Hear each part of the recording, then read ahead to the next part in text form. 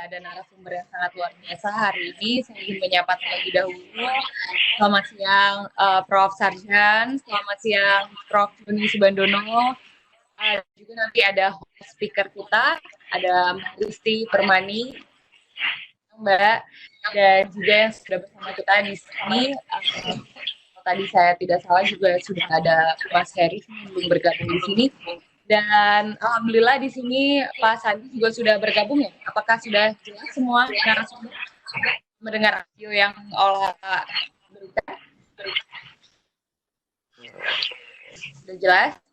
Dan pada hari ini kita akan bersama-sama membahas isu yang memang belakangan ini sangat menjadi perhatian dari pemerintah. Bahkan juga 1 hari lalu Pak Jokowi bicara di CNBC begitu bahwa Indonesia ini bisa saja krisis pangan begitu, karena memang ini sudah menjadi warning seluruh dunia, dari PBB juga dari WHO sudah memberikan warning adanya pandemi COVID-19 ini juga berpotensi mengarah pada krisis ketahanan pangan kita.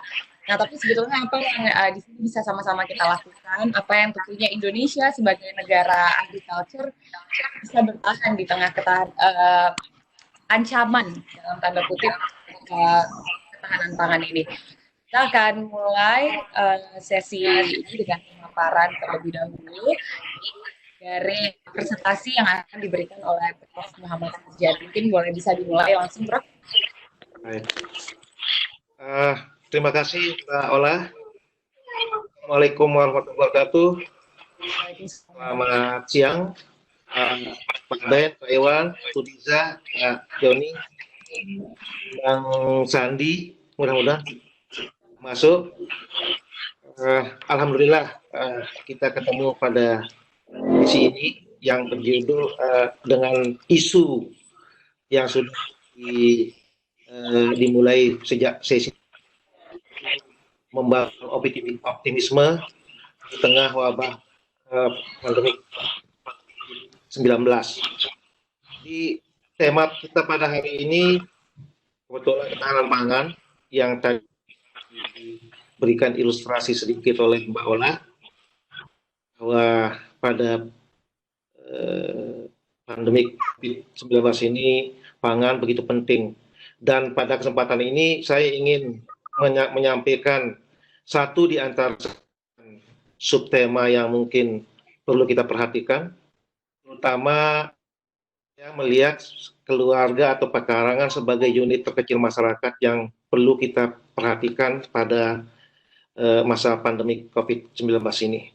Oleh karena itu, pada kesempatan ini izinkan saya sharing judul saya, yaitu penguatan pangan dengan pengembangan teknologi tepat guna di pekarangan pada masa pandemi COVID-19.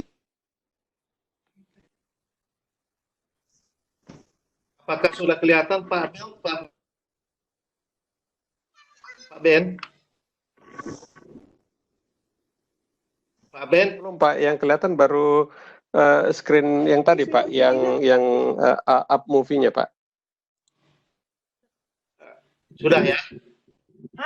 Belum, Pak. Yang kelihatan baru background screen dari layarnya, Pak. Ini sudah saya sharing screen-nya ini. Tadi kan udah bisa. Oke. Cuman sekarang masih belum kelihatan, Pak. Thank you.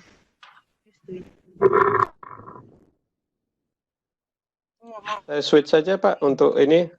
Nggak apa-apa, biar saya saja yang ini, Bapak memandu saya. Baik. Oke. Ya. Baik, Pak.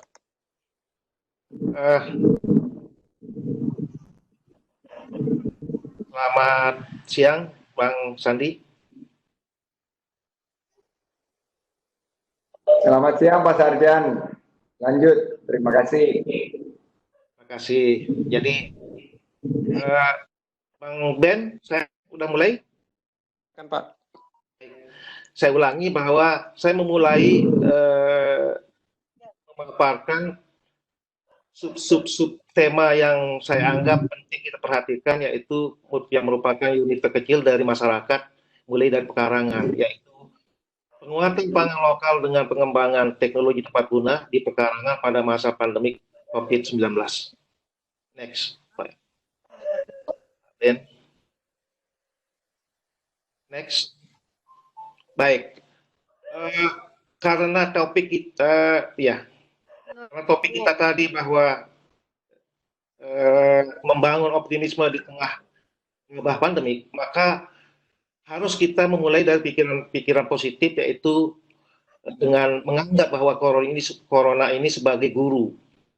Oleh karena itu, sejak awal saya sudah menyampaikan di Facebook, di beberapa medsos, bahwa betul-betul kita dihadapkan pada persoalan global yang semua orang tidak bisa lepas dari kondisi ini, sehingga kita harus bersama-sama bahwa faktanya adalah bahwa kita sedang menghadapi COVID-19 ini. Oleh karena itu, saya menganggap ini sebagai guru dari berbagai aspek kehidupan, termasuk di dalamnya adalah persoalan pangan. Oleh karena itu, dari awal saya sudah warning, di saat orang berbicara sarana prasarana kesehatan, saya sudah harus kita warning kecukupan pangan. Oleh karena itu, mari kita berpikir positif bahwa corona sebagai guru kita, bagaimana kita memulai berpikir bahwa pangan itu penting untuk kehidupan kita, dan ke depan melalui perhatian kita, kecukupan pangan kita menghadapi pandemi ini akan menggugah kita berpikir dan aksi kita adalah bahwa kita harus menuju kepada ketahanan pangan, kemandirian pangan, bahkan kedaulatan pangan ke depan. Next, Pak.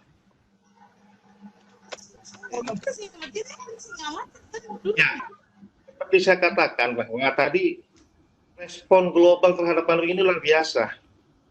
Mulai dari responnya, ada yang respon cepat, ada yang lambat. Ada yang mungkin karena Indonesia yang sangat luas dengan kepulauan yang jumlah kepulauannya dengan karakteristik yang berbeda, itu ada yang tepat, ada yang kurang tepat. Mulai dari kita melakukan work from home dan physical distancing, juga penggunaan masker, desinfektan, dan yang tidak kalah pentingnya adalah selalu kita diingatkan supaya konsumsi asupan pangan yang bergizi. Ini saya akan membuat video tutorial tentang cara membuat screenshot atau capture layar laptop ataupun komputer Windows. Respon masyarakat adalah bahwa terjadi kepanikan, panik. Banyak yang penimbunan peralatan sarana prasarana, kemudian penimbunan bahan makanan pokok. Akibat daripada peristiwa pandemik yang global ini terjadi pengangguran. Berdampak pada penurunan tingkat pendapatan, penurunan kesejahteraan, munculnya kemiskinan baru di kota maupun di pedesaan. Dan yang kita khawatirkan adalah akan terjadi kekurangan pangan. Oleh karena itu, nantinya kalau itu mudah-mudahan ini tidak terjadi, tapi kita harus antisipasi tidak terpenuhi gizi di masyarakat, pada kondisi kita harus meningkatkan imun kita. Oleh karena itu, muncullah berbagai bantuan pemerintah untuk mencukupi pangan masyarakat. Next. Kemudian apa yang terjadi? Dari apa yang saya ceritakan, ilustrasikan tadi, maka awalnya mungkin kita tidak pernah berpikir, tidak pernah memikirkan bahwa begitu pentingnya pertanian, begitu pentingnya pangan. Dan sekarang di mana-mana melalui webinar, melalui demo, melalui kegiatan-kegiatan sosial, ternyata pertanian, sektor pertanian begitu penting. Subsektor pangan itu begitu penting. Webinar, seminar di mana-mana. Kebijakan pemerintah provinsi, pemerintah tingkat pusat, pemerintah daerah, tingkat provinsi maupun daerah, semua demo, semua menunjukkan bagaimana kebijakan untuk mencukupi pangan untuk masyarakat pada masa pandemi ini.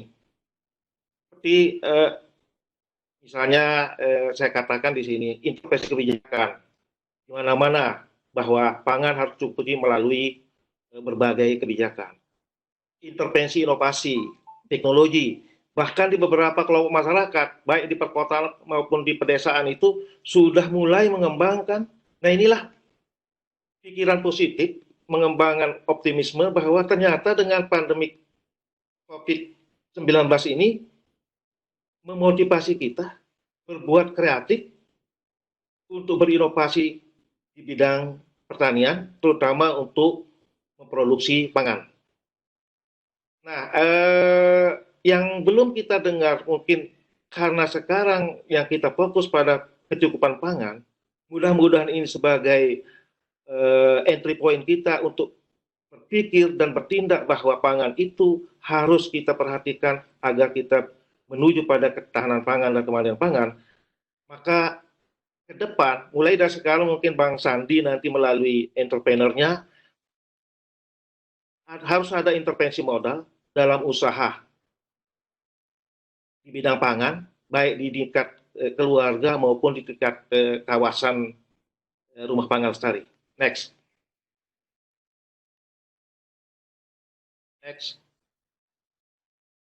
Ben.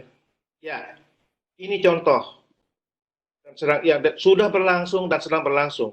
Ada kawasan rumah pangan lestari. Ini sudah berlangsung 10 tahunan. Merupakan program unggulan nasional maupun di daerah. Tetapi sekali lagi, karena ini program pemerintah, sehingga ya sudah mulai jalan, tapi belum sebagaimana kita harapkan ideal. Di mana-mana, di provinsi maupun di kabupaten itu sudah ada rumah pangan, kawasan rumah pangan lestari merupakan kawasan di mana para keluarga, kelompok keluarga dalam unit kecil, kelompok wanita tani melakukan usaha-usaha produksi pangan di rumah tangganya. Kemudian ada program nasional juga dalam bentuk desa mandiri pangan, itu juga sudah lama tapi belum bisa jalan sebagaimana harapan kita. Urban farming juga, saya kira sekarang sudah banyak sekali kita jumpai beberapa tempat di kota-kota besar sudah mulai mengarah pada kegiatan-kegiatan yang urban farming ini, mengedepankan inovasi teknologi, tetapi bukan hanya tujuan pangan, tetapi tujuan untuk mungkin hobi, tujuan untuk landscape, tujuan untuk lingkungan, dan sebagainya. Dan tentu tidak kalah pentingnya adalah sumber daya generasi muda kita. Ini Bang Sandi mungkin bisa berperan banyak nanti, bagaimana petani milenial ini bisa digerakkan. Karena terus terang sumber daya manusia kita itu yang berlimpah, sebagian besar, lebih dari 50% petani kita itu berumur di atas 50 tahun, Bang Sandi dan teman-teman. Dan minat generasi muda di sektor pertanian sangat kecil, sekitar kurang dari 5%. Oleh karena itu, mungkin dengan mudah-mudahan inilah pikiran positif, membangun optimisme pada masa pandemik. Dengan pandemik ini, banyak sekali generasi muda justru sudah mulai bergerak dan berinovasi di bidang pertanian untuk produksi pangan. Mudah-mudahan ini sekali lagi sebagai awal generasi muda kita ke depan akan menjadi pemain utama di bidang pengadaan pangan, apalagi nanti ada aspek-aspek bisnis agribisnis yang bisa untuk kehidupan mereka. Next.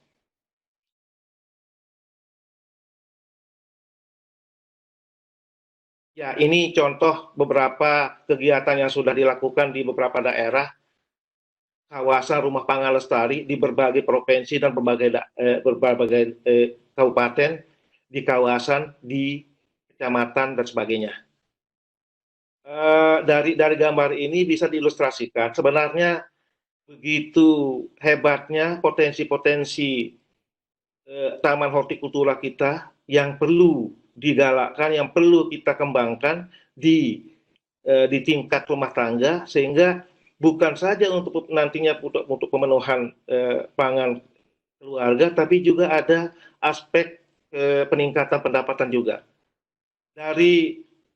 Dari riset kami di NTB, kawasan rumah pangan lestari ini mempunyai fungsi sangat pertama untuk pemenuhan gizi keluarga, yang kedua untuk berfungsi untuk sosial ekonomi karena bisa meningkatkan pendapatan, yang ketiga berfungsi budaya juga. Ada kawasan yang tadinya tidak terbiasa menanam sayur, sudah mulai ada budaya untuk menyenangi menanam sayur. Dan yang ketiga pasti fungsinya adalah untuk lingkungan. Next. Ben.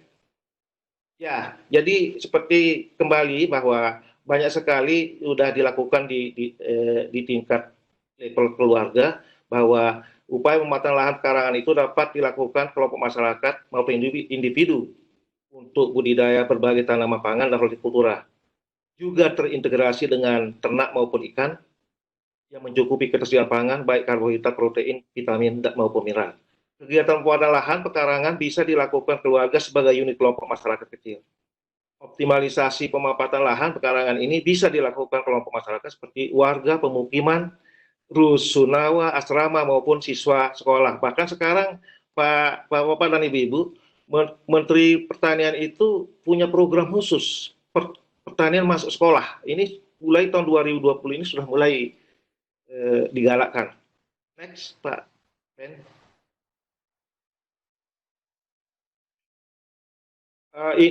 Sebenarnya ini video, saya ingin menunjukkan salah satu inovasi teknologi, yaitu budik gambar, budidaya ikan dalam ember. Ini yang viral, sangat viral, bagaimana seorang guru atau dosen di Politeknik itu menciptakan inovasi teknologi tepat guna, yaitu budidaya terintegrasi antara budidaya lele atau ikan yang lain dalam ember yang diintegrasikan dengan budidaya sayuran. Dalam hal ini dicoba kangkung dengan lele.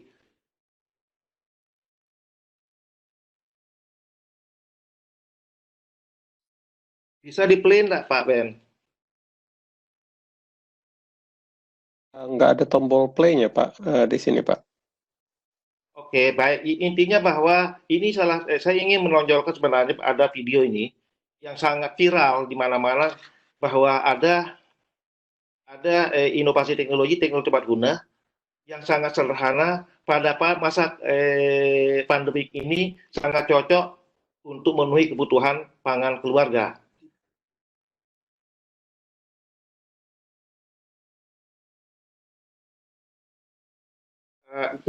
Play-nya di bawah. Bisa videonya, Pak. Play-nya Pak Ben ada di bawah kalau Bapak lihat. Bawah, Pak Ben. Sebelah kanan ya. Bisa ya.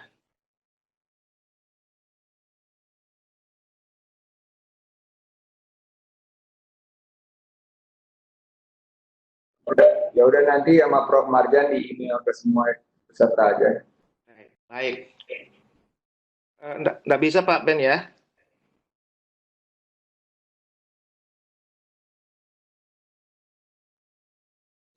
Sayangnya nggak bisa, Lanjut aja Pak. kalau gitu.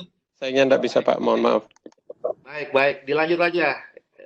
Ya, jadi kita begitu maraknya action, kreativitas untuk memanfaatkan teknologi tepat guna pada masa pandemik, maka perlu melalui seminar ini, mudah-mudahan bahwa Corona sebagai guru kita itu memunculkan harapan.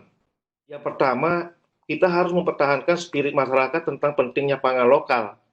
Ini sekali lagi saya garis bawahi, pentingnya pangan lokal dikembangkan dan pentingnya kemandirian ketahanan pangan keluarga. Harapan kita. Yang kedua, perlu atau dikembangkan kelompok-kelompok yang telah dikuatkan dan dibimbing untuk mencapai tujuan ekonomi tadi, dari tujuan pemenuhan kebutuhan pangan keluarga, kemudian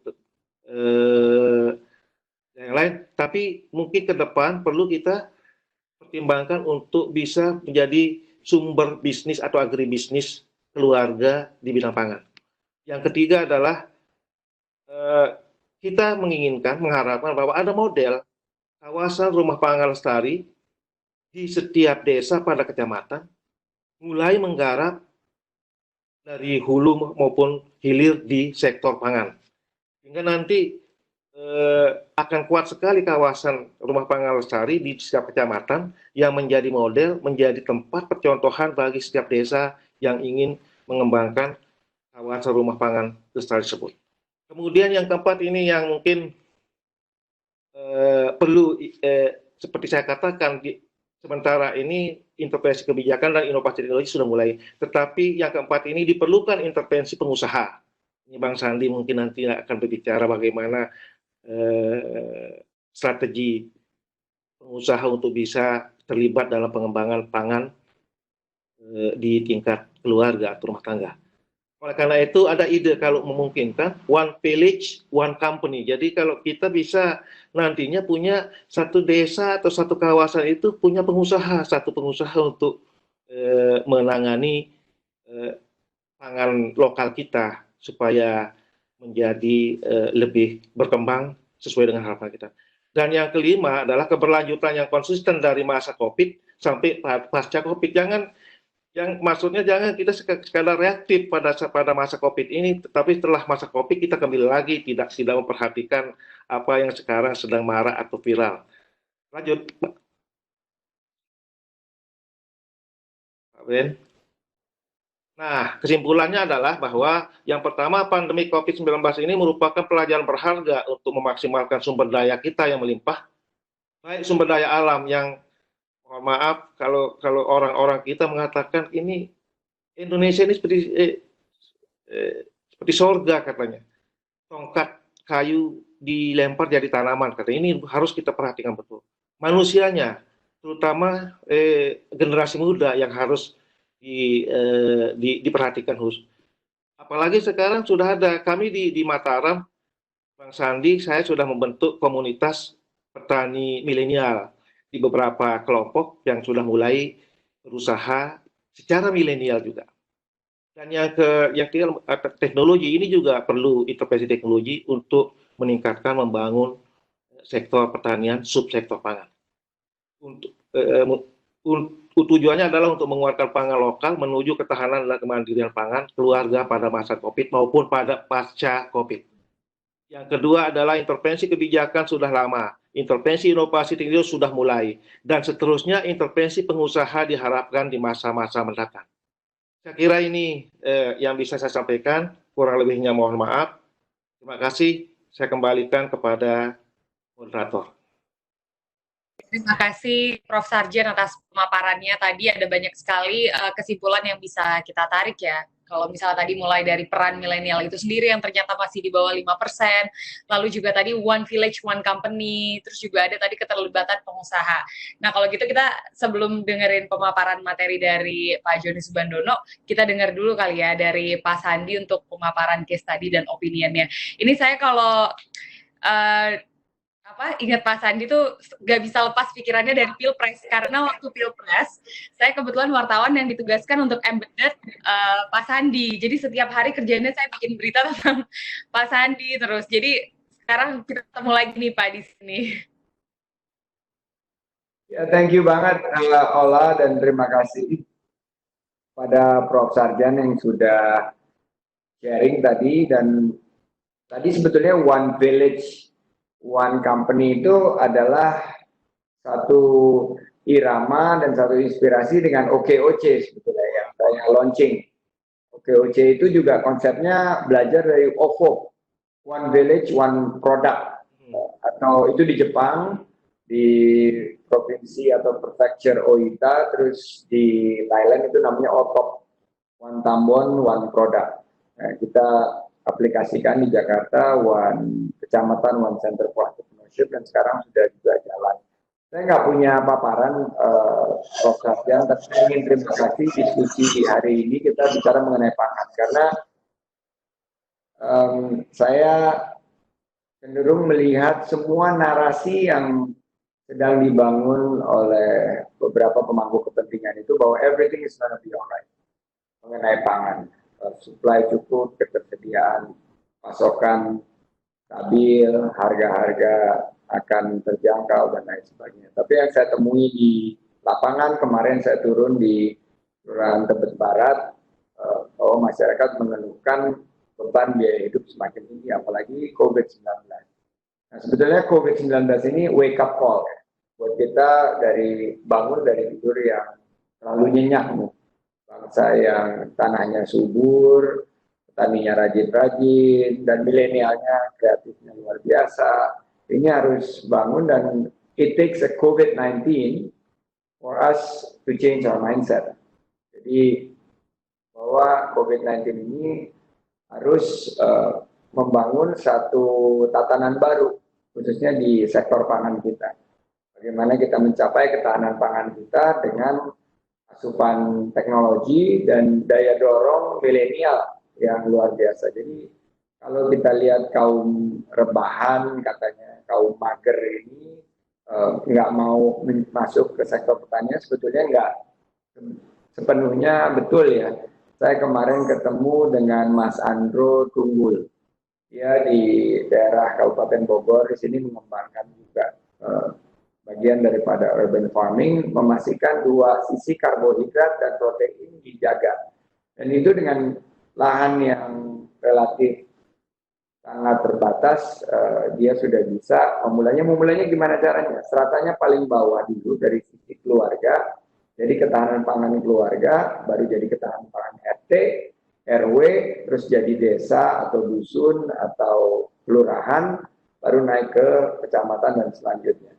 Nah, kalau kita bisa membangun seperti ini, luar biasa gerakannya. Ini memang nggak bisa hanya dimotori oleh pemerintah saja, harus dalam satu effort yang kolosal. Semua harus ikut terlibat, karena, dan ini analisa kita juga, oke, setelah panen ke depan, kita akan mulai kesulitan, paling tidak beras. Gula sekarang sudah susah ya, dibilang udah cukup, tapi harga di tingkat masyarakat masih tinggi. Sebentar lagi akan beruntun nih, beras, juga nanti kita lihat hortikultura, cabai, bawang merah, ini akan semua merangkak naik.